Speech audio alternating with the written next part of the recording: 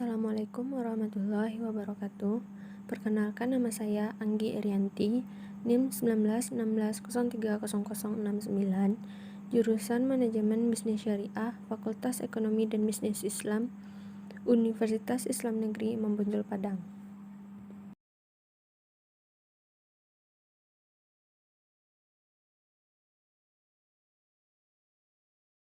Keripik adalah sejenis makanan ringan berupa irisan tipis dari umbi-umbian, buah-buahan, atau sayuran yang digoreng dengan minyak nabati.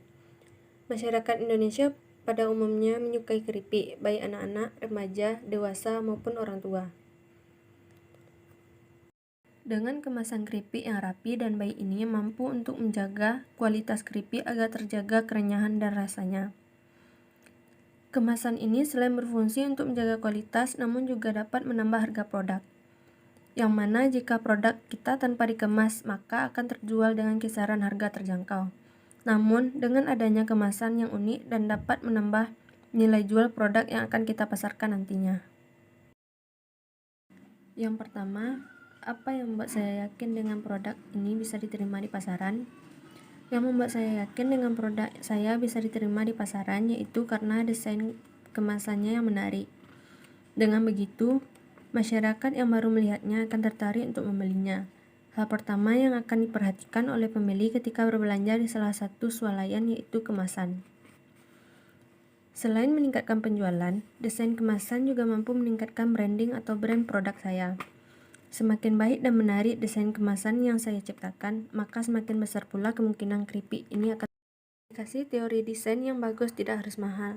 Kita bisa membuat desain kemasan keripik yang terjangkau yang jauh lebih efisien dan efektif di pasaran. Yang kedua, apa saja faktor-faktor untuk membuat suatu desain? Melakukan desain produk bukan hanya hiasan bagi produk itu saja, melainkan desainnya mampu mempengaruhi apakah produk kita diterima atau tidak oleh konsumen. Kita harus mengetahui apa saja faktor penting dalam mendesain produk yang dapat menarik pelanggan. Faktor yang perlu diperhatikan ketika mendesain kemasan produk antara lain: pertama, faktor keamanan produk. Keamanan ini merupakan faktor yang sangat diutamakan pada saat memilih atau menentukan jenis desain kemasan dan cara pengemasannya. Yang kedua, mudah dalam pengangkutan dan pengiriman. Yang ketiga, desain produk harus dirancang sedemikian rupa agar mudah dikenal dan diingat oleh konsumen. Yang keempat, desain produk yang baik dapat menjadi media informasi awal sebelum konsumen menentukan keputusannya apakah ingin membeli produk tersebut atau tidak. Yang kelima, kita harus mampu memilih bahan untuk kita desain agar perhitungan biaya ataupun pengeluaran produksi dapat berjalan secara efektif, sehingga biaya tidak melebihi proporsi manfaatnya. Yang keenam, memilih kemasan yang ramah lingkungan seperti pemilihan bahan bisa terurai tanah, bisa didaur ulang, serta tidak berbahaya bagi lingkungan dan manusia. Yang ketiga, alat dan bahan untuk membuat keripik. Pada umumnya, alat untuk membuat berbagai jenis keripik itu sama, seperti pisau atau alat pemotong, baskom dan spatula, panci, penggorengan, wajan, saringan minyak goreng. Bahan untuk membuat keripik singkong: 1 kg singkong yang masih segar, 1 sendok makan kapur sirih, 250 ml air, bumbu yang dihaluskan, 3 sendok makan garam halus, 1 sendok makan gula pasir, 8 butir bawang merah, 4 siung bawang putih, minyak untuk menggoreng secukupnya. Bahan untuk membuat keripik ubi jalar: 1 kg ubi ungu yang masih segar dan yang sudah matang, 200 kg gula pasir, 2 sendok makan air kapur sirih, air bersih secukupnya, minyak untuk menggoreng secukupnya. Bahan untuk membuat keripik pisang: pisang yang masih mentah, air kapur sirih, minyak secukupnya. Yang keempat, macam-macam keripik yang diproduksi. Yang pertama, keripik singkong dengan varian rasa balado, original, dan manis.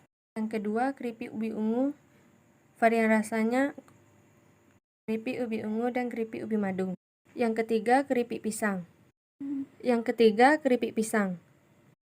Dengan varian rasa keripik pisang varian rasa coklat, rasa original, balado. Kenapa saya memilih usaha keripik singkong?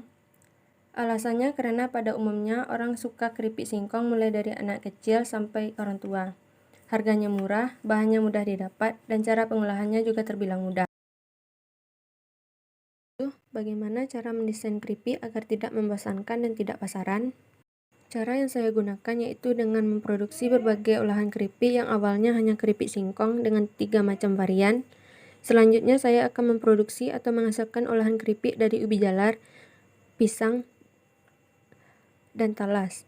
Agar masyarakat tidak bosan dan produk saya tidak terlihat pasaran, saya akan memproduksinya dengan berbagai varian rasa, seperti varian rasa original, coklat, asin, dan balado.